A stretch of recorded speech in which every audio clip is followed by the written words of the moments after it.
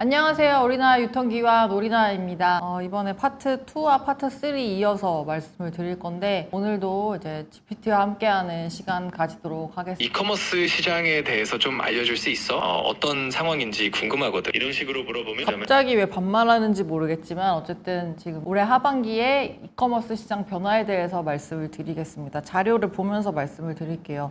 일단은 이 재편 되는 내용이 네이버, 컬리, 그리고 무신사 이렇게 세 가지 가닥으로 저희가 정리를 했는데, 먼저 네이버를 말씀드리면 네이버가 올해 들어서 커머스 사업을 다시 한번 강화를 하고 있는 모습입니다. 일단은 첫 번째로 3월에 플러스 스토어 앱을 따로 런칭을 했고요. 4월에는 컬리랑 협업을 하기로 발표를 했고, 6월 2일부터는 새로운 판매 수수료 정책을 도입하면서, 사실 지금 시점으로는 AI 때문에 주가가 많이 올라간 상황이긴 한데, 사실 그 전까지는 아무래도 네이버 사업 구조 내에서 뭔가 실적을 좀 드라이브를 걸 수 있는 부분이 커머스였다 보니 이제 이쪽으로 좀 집중이 되어 있었던 모습이었었고요. 그래서 3월에 이 네이버 플러스 스토어 런칭이 되면서 가장 많이 바뀐 게, 이 앱에 보시면은 발견이라는 탭이 생겼어요. 인스타그램의 돋보기 그리고 뭐 둘러보기 이런 거랑 똑같이 숏폼 콘텐츠가 계속해서 나오고, 그걸 통해서 자연스럽게 구매로 이어지게 만드는 그런, 어떻게 보면은 인스타와 틱톡의 커머스와 같은 공식을 따르는 그런 기능을 추가를 했고요.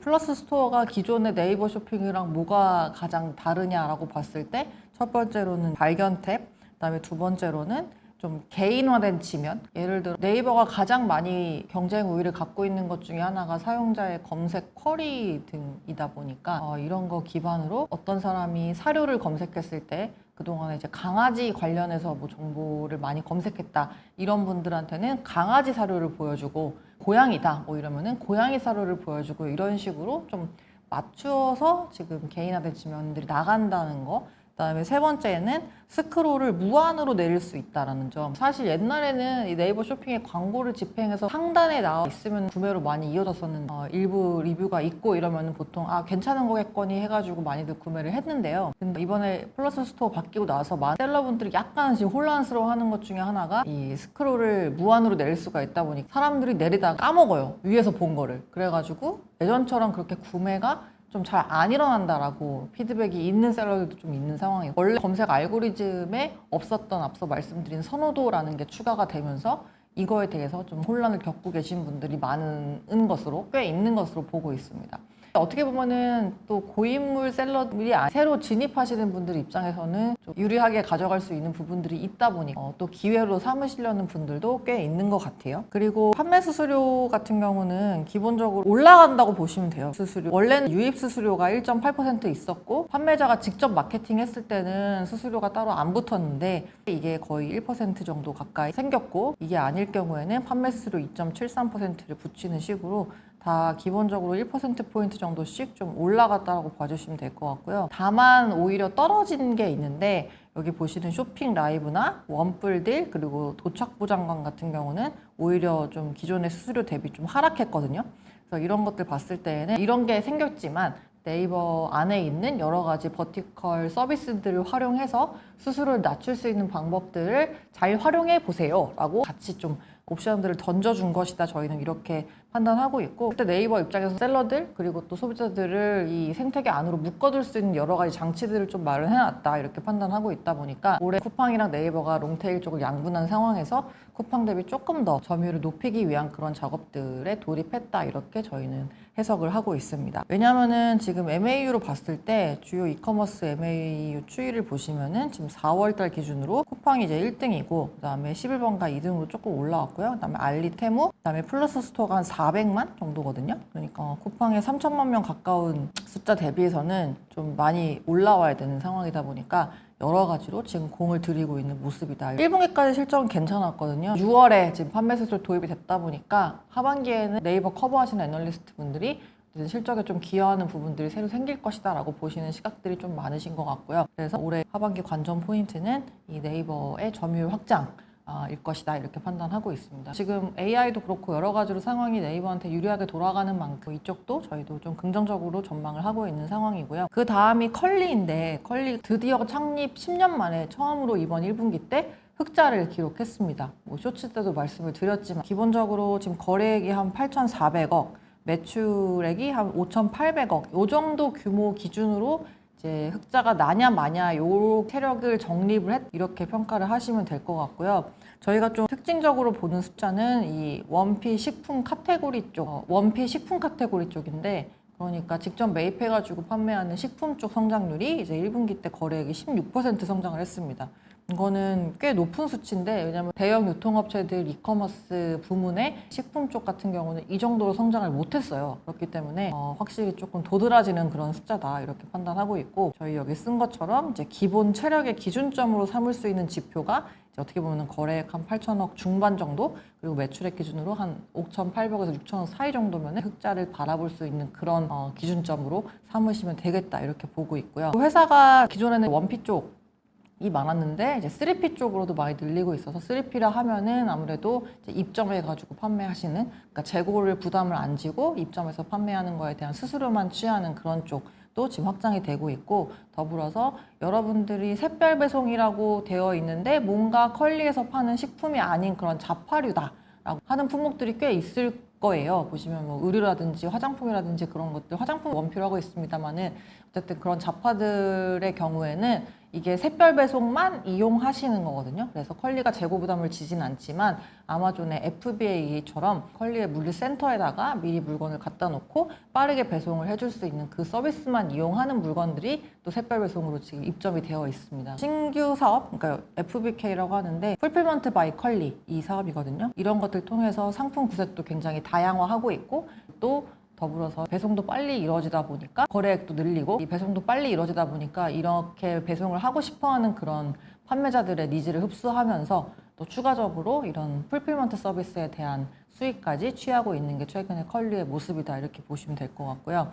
올해는 하반기에 네이버랑 협업하는 게 도대체 어떤 형식으로 나올 것인가 이게 되게 중요하게 작용을 할 것 같아요. 지금 이커머스 전통업체들, 유통업체들이 이커머스에 대해서 약간은 쉬어가는 그림이 됐거든요. 아시겠지만 코로나19 전후로 해가지고 굉장히 다들 본격적으로 시장에 진입을 했다. 적자가 커지고 그리고 또 베이스가 높아지니까 성장세도 예전 같지 않고 하는 내용들 때문에 지금 무작정 외형을 키우기보다는 약간은 좀 적자를 줄이자 이런 스탠스도 좀 방향을 바꾼 상황이에요. 그런 상황 속에서 지금 최근에 살아남아 있었던 버티컬들 같은 경우는 이제 오히려 좀 수혜를 볼 수 있는 구간에 들어섰는데 그 중에 하나가 컬리고 그래서 앞서 말씀드린 그런 식품 거래액이 성장을 잘했다는 것도 굉장히 고무적인 내용이라고 평가를 하고 있고요. 그런 와중에 이번에 하반기 때 네이버랑 같이 해서 네이버 플러스 스토어 안에 컬리가 입점을 하게 되는데 과거에 네이버가 한창 코로나19로 해가지고 이커머스 시장 드라이브를 많이 걸었을 때 여기 자료에 나와 있는 것처럼 뭐 CU 지금 들어가 있고 GS, 이마트 뭐 등등등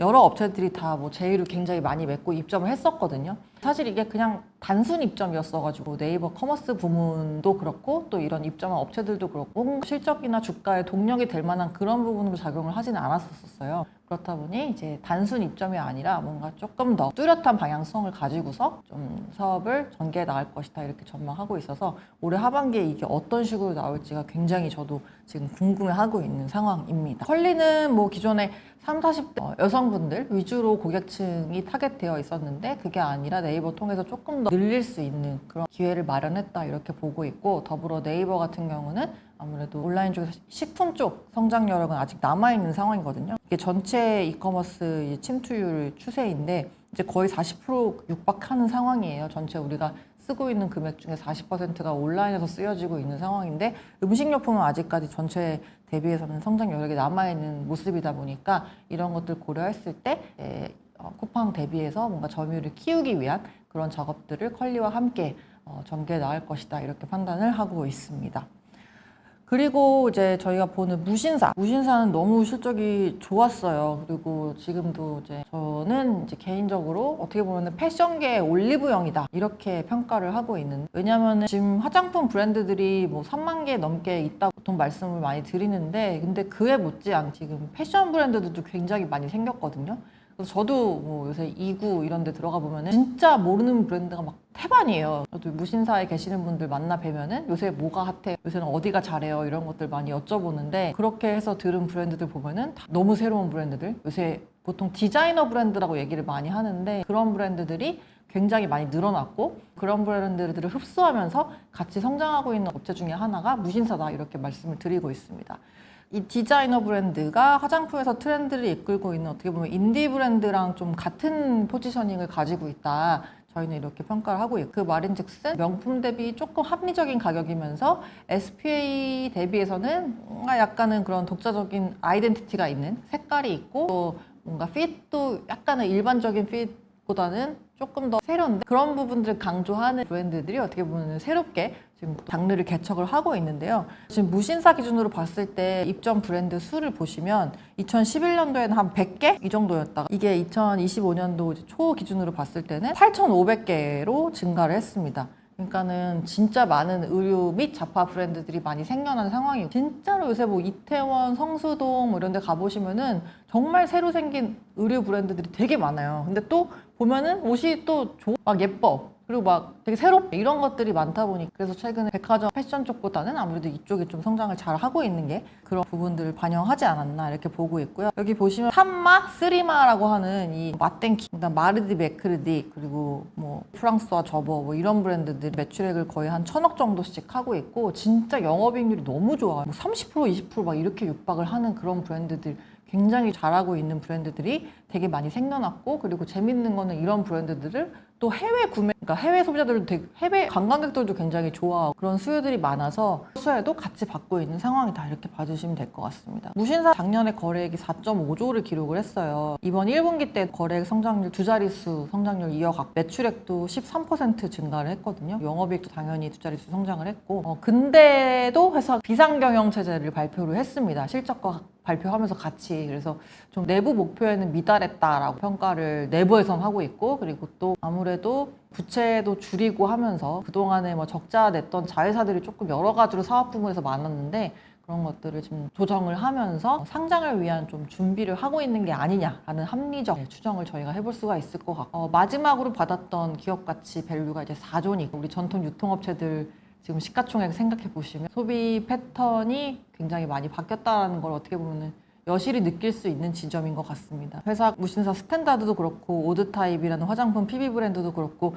지금 자체적으로 전개하는 그런 브랜드들 성장세도 좋고요. 이런 해외에서 인기 많은 그런 무신사 입점 브랜드들을 또 수출할 계획까지 가지고 있다 보니까 여러 가지로 확장성을 좀 많이 확보하고 있는 그런 회사다 이렇게 말씀을 드리고 있습니다. 이렇게 이커머스 쪽은 정리를 할 수가 있을 것 같고요.